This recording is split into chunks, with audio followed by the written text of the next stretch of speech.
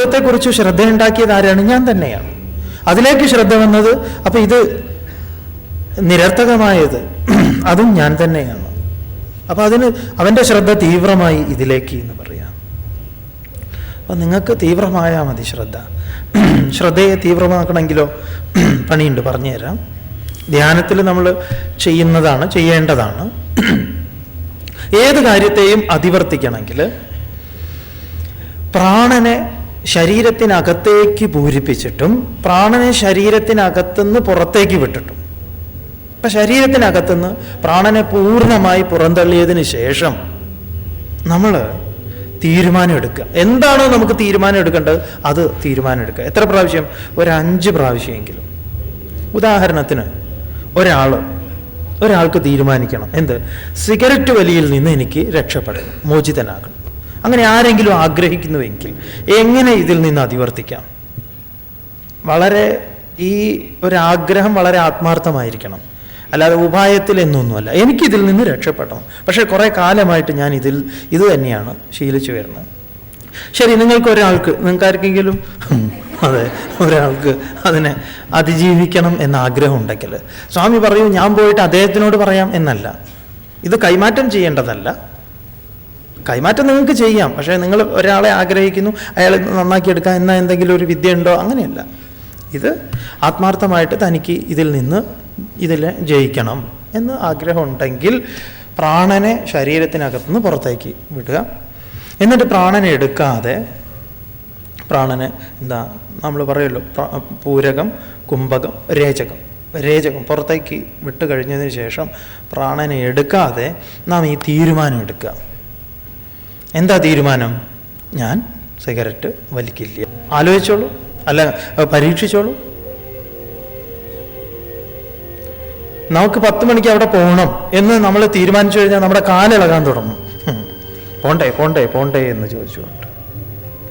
ഇപ്പം നാം എടുക്കുന്ന തീരുമാനങ്ങളുണ്ടല്ലോ, നാം പറയുന്ന വാക്കുകളിലൊന്നും മനസ്സില്ല. വെറും വനരോധനം എന്ന് പറയും. അങ്ങനെ പറയും, ഞാൻ വരാം, നാളെ 10 മണിക്ക് വരാം എന്ന് പറയുമ്പോൾ എനിക്കറിയാം ഞാൻ വരില്ല എന്ന്. പിന്നെ ഇതൊക്കെ ഒരു ഫോർമാലിറ്റി അല്ലേ? How are you? I am fine അല്ലേ? ഫൈനായിട്ടാണോ പറയുന്നത്? അല്ല. എന്നിട്ട് കഷ്ടപ്പാട് മുഴുവൻ പറയും അല്ലേ? പക്ഷേ ഹൗ ആർ യു എന്ന് ചോദിച്ചാൽ ഫൈൻ എന്ന് തന്നെ പറയണം എന്ന് നമ്മളെ ആരോ പഠിപ്പിച്ചിട്ടുണ്ട്. എന്നാൽ അപ്പം പറയാമല്ലോ, അയ്യോ എന്ത് പറയാനാ, കുറേ പ്രശ്നങ്ങളുണ്ട്. ഇല്ല, നമ്മളത് പറയില്ല. നമ്മൾ ആദ്യം എന്ത് പറയും? ഫൈൻ. അപ്പം നമുക്കൊരു തീരുമാനം എടുത്ത് ആ തീരുമാനം നമ്മുടെ മുഴുവൻ ശരീരവും, മുഴുവൻ ആളുകളും, എല്ലാവരും അറിഞ്ഞിരിക്കണം.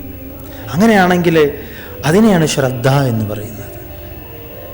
ഇത് പലതും ഓ ശരിയാ, ഞാൻ പറഞ്ഞിരുന്നു അല്ലേ? പലതും നമ്മൾ ആവശ്യപ്പെടുന്നത് അങ്ങനെയാണ്. ചിലർ ചോദിച്ചു, ഞാൻ അടുത്ത മാസം ഇത് കൊണ്ടുവരട്ടെ, അല്ലെങ്കിൽ അത് വരട്ടെ, ഇത് വരട്ടെ. ശരി, നിങ്ങൾ അടുത്ത മാസം വന്നോളൂ. ശരി, സൗകര്യത്തിൽ ആവാം, ഒരു ദിവസം വരും, ഞാൻ വരാം അങ്ങോട്ട്. പറയുന്നേ ഉള്ളൂ, നടക്കില്ല അതൊന്നും. എന്തുകൊണ്ടാ? ശ്രദ്ധ ഇല്ല ആയിരുന്നു. ഞാൻ പറഞ്ഞിരുന്നു അല്ലേ? സോറി കേട്ടോ, നമുക്കൊരു കാര്യം ചെയ്യാം, അടുത്ത വർഷം ആക്കാം. അങ്ങനെ പറയേണ്ടി വരുന്നത് എന്തുകൊണ്ടാ? ആരും അറിയുന്നില്ല. വാക്കുകൾ എന്തൊക്കെയോ ഇങ്ങനെ ജസ്റ്റ് ഇവിടുന്ന് ഇങ്ങോട്ട് അതിന് ബന്ധം എവിടെയാന്ന് വെച്ചാൽ ഈ ചെറിയൊരു 2 ഇഞ്ച് ഇതേ ഉള്ളൂ. സ്ത്രീകളെ സംബന്ധിച്ച് അതിന് കുറച്ചുകൂടെ നീളം കൂടുമെന്ന് പറയുന്ന കേൾക്കാറുണ്ട്. അതെ, അങ്ങനെ അത് സ്വാമി പറയണ അല്ല, ആരൊക്കെയോ പൂർവികന്മാർ പറഞ്ഞു വെച്ചതാ. അതെ, അതിൽ സ്വാമിക്ക് ഉത്തരവാദിത്വം. അതുകൊണ്ട് ഭക്ഷണത്തിലെ രുചി അവർക്ക് കൂടുതലാണ് അത്രേ. ഇത് നീളം കൂടുതലായതുകൊണ്ട്. അപ്പൊ ഇത് മാത്രമേ അറിയുന്നുള്ളൂ ഇവിടെ മാത്രം, വേറെ ആർക്കും അറിയില്ല എന്തൊക്കെ പറഞ്ഞു, എന്തൊക്കെ തീരുമാനിച്ചു എന്ന്.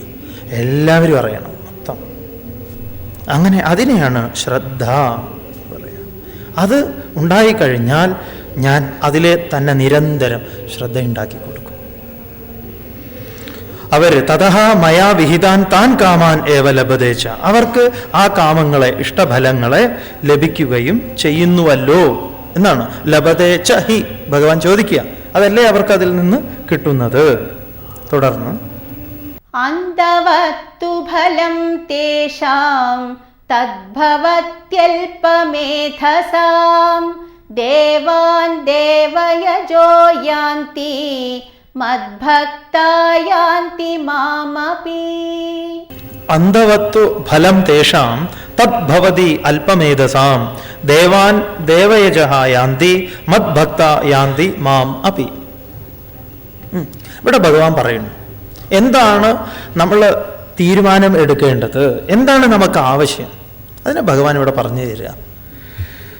അല്പമേധസാം, മേധസ് അല്പമായ ബുദ്ധി, മേധ എന്ന് പറഞ്ഞാൽ ബുദ്ധി, അല്പബുദ്ധികളായ തേഷാം അവരുടെ, തേഷാം അല്പമേധസാം അവർക്ക് ബുദ്ധി അല്പമേ ഉള്ളൂ. എന്താ അല്പബുദ്ധി എന്ന് പറയുന്നത്? അവരുടെ ബുദ്ധി അങ്ങോട്ട് വികസിച്ചിട്ടില്ല എന്ന് പറയാം. അത് ബുദ്ധിയെക്കുറിച്ച് പറഞ്ഞല്ലോ, സ്ഥൂലം, സൂക്ഷ്മം, തീക്ഷ്ണം, അല്ലേ? മന്ദം, സ്ഥൂലം, തീക്ഷ്ണം, സൂക്ഷ്മം. സൂക്ഷ്മ ബുദ്ധികൾ തത് ഫലം തു അന്തവത്, അതിൻ്റെ ഫലമാകട്ടെ. ഇവിടെ അന്തവത് എന്ന് പറഞ്ഞാൽ അതിന് അവസാനമുള്ളതാണ്. അറിഞ്ഞുകൊള്ളുക എന്താണ്? ഞാൻ മറ്റു പല വിഷയങ്ങളെ സമീപിച്ച് ആ വിഷയങ്ങളിൽ നിന്ന് എനിക്ക് എന്തെങ്കിലുമൊക്കെ വേണം എന്ന് ആഗ്രഹിക്കുമ്പം അതിനെന്തുണ്ട്? അവസാനമുണ്ട്. ദേവയജഃ, ദേവന്മാരെ ആരാധിക്കുന്ന ദേവാരാധകന്മാര് ദേവാൻ യാന്തി, അവരുടെ ഇഷ്ടദേവതകളെ പ്രാപിക്കുന്നു, അതാത് വിഷയങ്ങളെ പ്രാപിക്കുന്നു. മത് ഭക്താഹ, എൻ്റെ ഭക്തന്മാർ മാം യാന്തി, എന്നെ പ്രാപിക്കുന്നു എന്ന് പറയാം. രാമകൃഷ്ണദേവന്റെ അടുത്ത് ഒരാൾ പഠിക്കാൻ വന്നു ഗുരുകുലത്തിൽ, ആശ്രമത്തിൽ. എന്നിട്ട് രാമകൃഷ്ണദേവനോട് പറഞ്ഞു, ഭഗവാൻ എനിക്ക് സിദ്ധികളൊക്കെ പഠിപ്പിച്ചു തരണം എന്ന് പറയാം. രാമകൃഷ്ണദേവൻ ഏറ്റവും വെറുക്കുന്നത് സിദ്ധികളെയാണ്. രാമകൃഷ്ണദേവന്റെ ഭാഷ ആ സിദ്ധിയിൽ വളരെ എന്താ പറയുക, അറപ്പുളവാക്കുന്ന ഭാഷ രാമകൃഷ്ണദേവൻ പ്രയോഗിക്കും. അത് നമ്മൾ രാമകൃഷ്ണ വചനാമൃതം വായിച്ചു കഴിഞ്ഞാൽ അത് അത്രയും എന്താ പറയുക, ഇനി അങ്ങോട്ടൊരു ഇത് പറയാനില്ല രാമകൃഷ്ണദേവൻ, അങ്ങനെയാ പറയാം. അങ്ങനെ ഒരു മഹാത്മാവാണ് അദ്ദേഹം. അപ്പൊ രാമകൃഷ്ണദേവന്റെ അടുത്തേക്ക് ഒരു വിദ്വാൻ പഠിക്കാൻ വേണ്ടി വന്നു. എന്താ പഠിക്കേണ്ടത്? അവന് സിദ്ധികളൊക്കെ പഠിക്കണം. രാമകൃഷ്ണദേവൻ പറഞ്ഞു, എൻ്റെ അടുത്ത് ഒരു സിദ്ധിയും ഇല്ല, ഞാനൊരു പാവം പറഞ്ഞു വിട്ടു ആളെ. 12 വർഷങ്ങൾക്ക് ശേഷം അവൻ വന്നു രാമകൃഷ്ണദേവൻ്റെ അടുത്ത്. അപ്പം രാമകൃഷ്ണദേവന് പ്രായമായിട്ടുണ്ട്, ഇവൻ ചെറുപ്പക്കാരനാണ്. ഇദ്ദേഹം വിചാരിച്ചു രാമകൃഷ്ണദേവന് മനസ്സിലായിട്ടില്ല എന്ന്. പക്ഷേ അദ്ദേഹത്തിന് മനസ്സിലായിട്ടുണ്ട് ആളാരാണെന്ന്. ഗുരുദേവ, ഓ എന്താ? ഞാൻ വന്നു. ഓ വന്നോ, നന്നായി. എന്താ? ഞാനിപ്പം വെള്ളത്തിൻ്റെ മുകളിൽ കൂടെ നടക്കും, കഷ്ടം എന്ന് രാമകൃഷ്ണദേവൻ പറഞ്ഞു. അപ്പോൾ ഇദ്ദേഹത്തിന് തോന്നി ചെവി കേൾപ്പ് കുറവായിന്നാ തോന്നണത്. കുറച്ചുകൂടെ ഉച്ചത്തിൽ പറഞ്ഞു, പിന്നെ ഓ ഞാൻ വെള്ളത്തിൻ്റെ മുകളിൽ കൂടെ നടക്കും, കഷ്ടം. അതെന്താ? അത് അസൂയ കൊണ്ട് തോന്നണതാണെന്ന് പറയാം. കാരണം അദ്ദേഹത്തിന് ഇതൊന്നും പറ്റില്ല, വെള്ളത്തിൻ്റെ മുകളിൽ കൊണ്ടുവച്ചാൽ താഴ്ന്നു പോകും, എനിക്കത് സാധിക്കും എന്ന് പറയാം. അപ്പോൾ രാമകൃഷ്ണദേവനോട് ചോദിച്ചു, എന്താ അങ്ങ് അങ്ങനെ പറയണത്, കഷ്ടം എന്ന്? അല്ല എടാ, 12 വർഷം കൊണ്ട് നീ നേടിയത് 25 പൈസ കടത്തുകാരന് കൊടുത്താൽ സാധിക്കുന്ന കാര്യമാണല്ലോ. ആ ഗംഗയുടെ 25 പൈസ അവന് കൊടുത്താൽ മതി, അവൻ നിന്നെ അപ്പുറത്ത് കൊണ്ടുവിടും. ഞാൻ ആലോചിക്കുക, നീ ഉയരേണ്ടവനാണ്.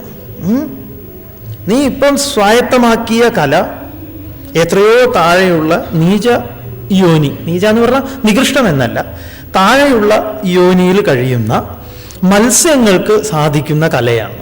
വെള്ളത്തിൽ നീ അതിൽ നിന്നൊക്കെ ഉയർന്നവനല്ലേ, നീ ആകാശഗമനം ചെയ്യേണ്ടവനല്ലേ. അപ്പം നീ 12 വർഷം എടുത്തത് ഇതാണോ?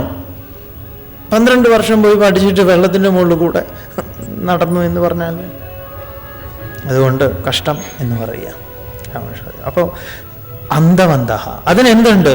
അവസാനമുണ്ട്. അല്പമേധസാം തേഷാം തത് ഫലം തു അന്തവത്, അത് അവസാനമുള്ളതായി നാശമുള്ളതായി ഭവതി ഭവിക്കുന്നു.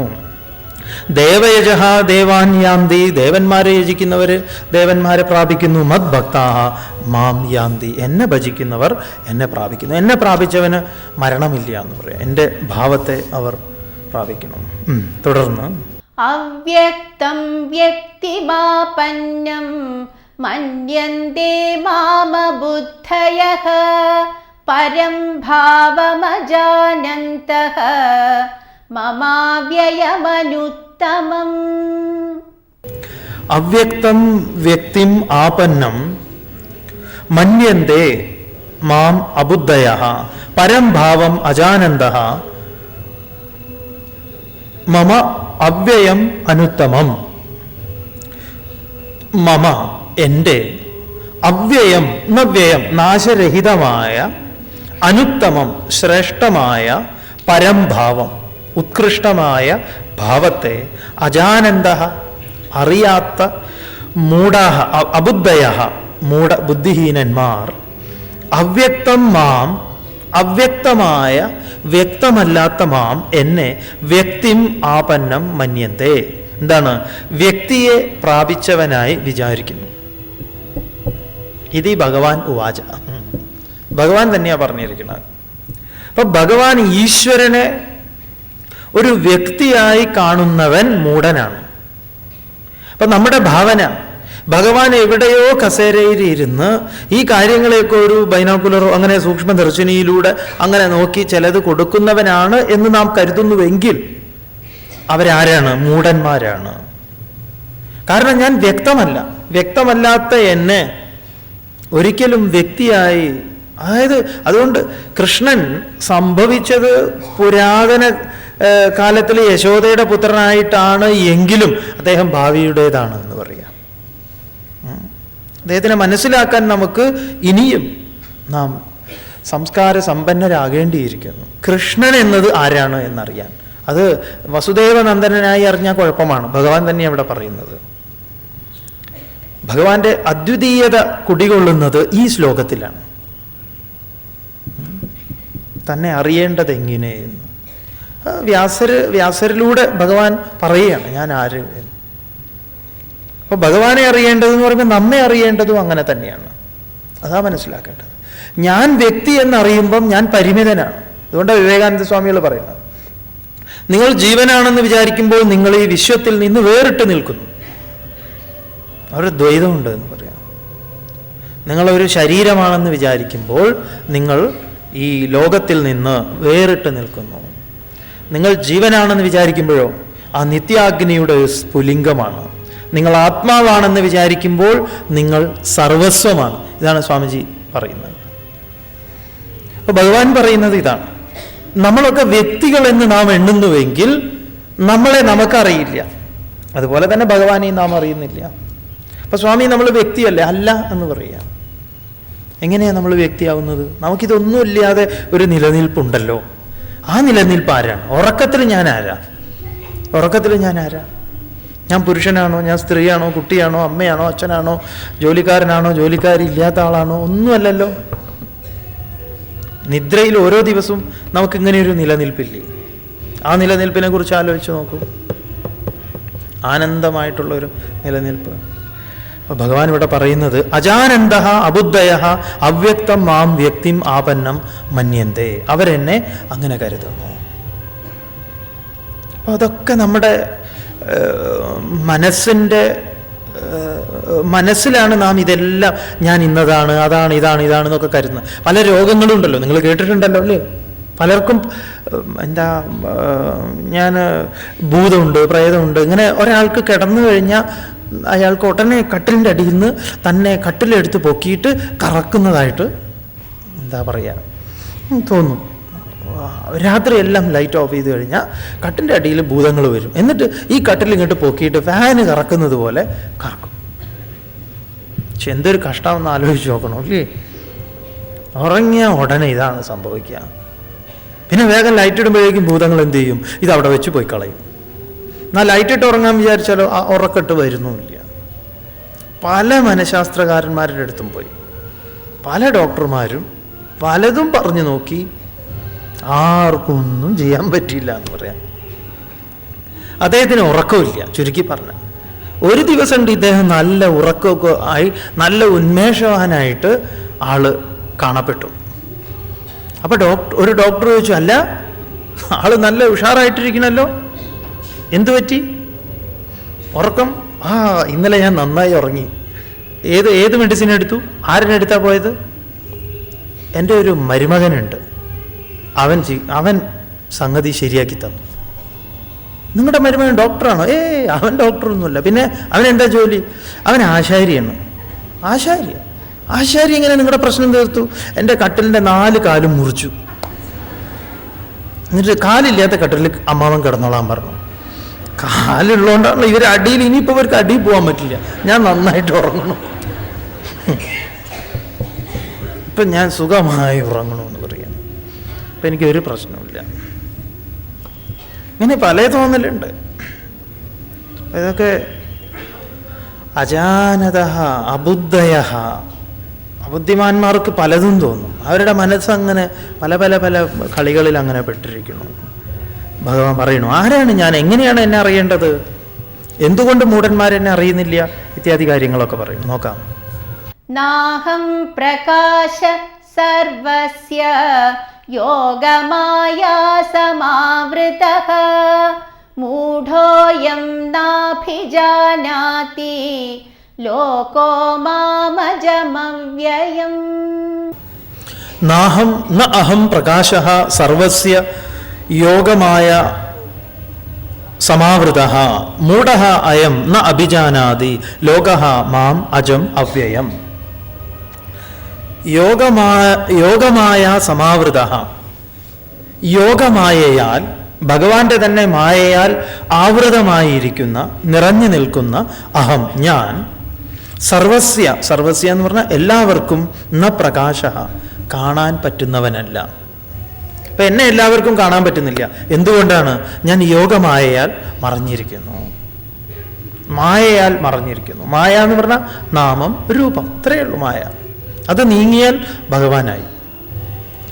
അയം മൂഢഃ, ഈ മൂഢതയെ, മൂഢമായ ലോകം, അയം മൂഢഃ ലോകം, ഈ മൂഢമായിട്ടുള്ള ജനം, അജം അവ്യയം മാം ന അഭിജാനാതി, അവരെന്നെ എങ്ങനെ അറിയുന്നില്ല എന്നാണെങ്കിൽ, അയം ഞാൻ, അജം ജനിക്കാത്തവനാണ്, അവ്യയം നാശരഹിതനാണ് എന്ന് മാം ന അഭിജാനാതി അറിയുന്നില്ല. അവരെന്നെ അറിയുന്നു, ഞാനിതാ അഷ്ടമി നാളിൽ ജനിച്ചവനാണ്. അങ്ങനെ അവരെൻ്റെ ജയന്തി ആഘോഷിക്കുന്നു. ആഘോഷിച്ചോളൂ. ആഘോഷിക്കുന്ന സമയത്ത് ഒന്നാമത്തെ മന്ത്രം ചൊല്ലിക്കൊള്ളണം. ഓം അജായ നമഃ, ജനിക്കാത്ത ഭഗവാന് നമസ്കാരം.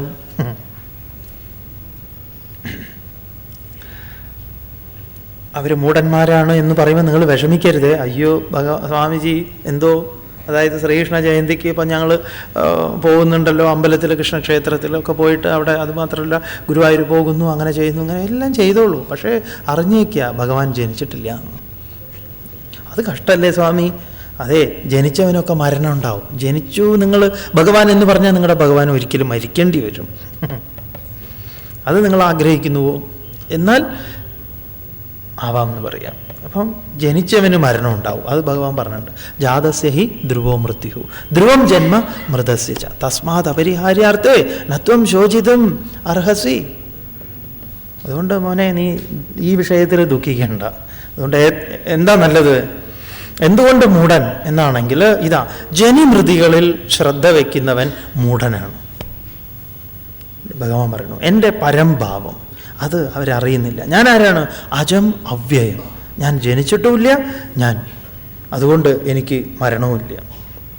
അതുകൊണ്ട് രാമൻ ലക്ഷ്മണനോട് പറയുന്നത്, ത്വം ശുദ്ധബോധോസി ലക്ഷ്മണൻ രാമനെ സമീപിച്ച് പറയുന്നത് തന്നെ അങ്ങനെയാ.